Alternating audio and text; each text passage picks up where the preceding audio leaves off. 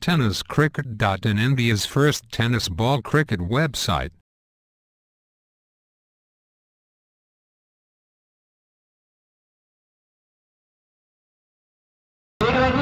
गेंदबाजी करते हैं आतिश के सामने 53 रनों का पीछा करती हुई काशी के मिलाएंगे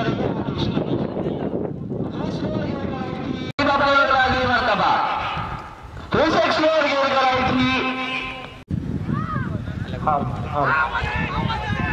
मास्टर ब्लॉटर असलेला प्रफुल्ल ठाकूर पाहायला मिळतोय। प्रफुल्ल ठाकूरचा यावेळी आपण पाहतोय चेंडू कव्हर रिझनला पटकावण्याचा प्रयत्न करत आहे। चेंडू आपण पाहतोय तीन गोलंदाजी करतोय। रायटम राऊंड विकेट परागला कितपत लाभदायक ठरतोय। संदीपचा पुढे चेंडू हा चेंडू पराग